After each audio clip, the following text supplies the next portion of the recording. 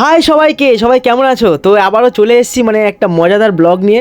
মানে আমরা জানো তো বন্ধুরা যেখানে যাই সেখানে অতিরিক্ত মজা করি, মানে অতিরিক্ত। আর মজা করা কিন্তু স্বাস্থ্যের পক্ষে মানে খুবই ভালো, মানে মজা কিন্তু করা উচিত। কারণ কি বলো তো, মানে কখন কি হবে তো জানি না, তাই বন্ধুরা মিলে সবাই মিলে আমরা সবসময় আনন্দ করি, মজা করি। তো মেলায় এসেছি, মেলায় এসে সুমনকে রাজেশ তখন থেকে বলছে কী রে ভাই, কি এত মেয়ে দেখছিস কেন?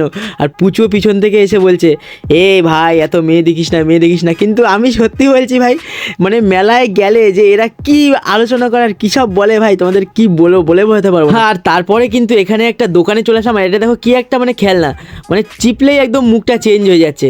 আর সুমন ভাই কিন্তু এখানে অনেক রকমের চশমা দেখছিল, মানে কোনটা পছন্দ করবে। রাজেশ ভাই কিন্তু একেবারে খালি চাবি রিং, যেখানে যাচ্ছে চাবির রিং লাগে। আর তারপরে কিন্তু সুমনকে একটা চশমা পরিয়ে দেওয়া হলো, মানে দেখার জন্য যে ওকে কেমন লাগছে। কিন্তু ওর ভালো লাগছে না, মানে কি বলতো, যদি এই সারা দোকানের সবকটা চশমাও যদি আমাদের বন্ধুদেরকে মানে দিয়ে দেওয়া হয়, তারপরেও কিন্তু একজনেরও একটাও চশমা ভালো লাগবে না। কি বললে? মানে এদেরকে মানে কি বলবো, মানে যদি নিজেদেরকেও বানাতে দেওয়া হয় চশমা, তাও নিজেরা পরে বলে ভাই আমাদের ভালো লাগছে না। চশমা কি বলো, মানে কোনো জিনিস মানে এত এরা বাছাবাছি করবে। এবার আমিও একটু পরে দেখলাম, কিন্তু আমাকে বাস ভালোই লাগছে। আমার কিন্তু সব কিছুতেই মানে কোনো নেই, এতরাজ নেই। আর এখানে কিন্তু আমাদের কিশোরদা কিন্তু একটা জিনিসের দাম মানে অনেকক্ষণ ধরে জিজ্ঞাসা করছে, কিন্তু দোকানদার বলতেই রাজি না, মানে কিছুই বলছে না, মানে অন্য কাস্টমারের দিকেই ফোকাস, মানে আমাদের দিকে কোনো ফোকাস নেই। মানে বুঝতে পারছে যে এরা হয়তো কিছু নেবে না, ঠিক আছে, যাই হোক। তারপরে কিশোরদা বলছে চ ভাই এখান থেকে নেবো না ভাই, ভালো লাগছে। মানে এতক্ষণ ধরে দাম জিজ্ঞেস করছি আর আমাদের উপর কোনো ফোকাস নেই, এখান থেকে নিতে হবে না, চ এখান। এরপর কিন্তু ওখান থেকে বেরিয়ে সোজা চলে গেলাম জিলাপির দোকানে, গরমা গরম জিলাপি। কিন্তু বন্ধুরা আমরা বললাম যে আমাদের কিন্তু ওই গরম গরম জিলাপি দিতে হবে, কিন্তু দোকানদার বলছে আগে ভাই পুরনো নিতে হবে। পুরনো মানে কি, মানে একটু আগে ভাজা নিতে হবে, তারপরে গরমগুলো দেবো।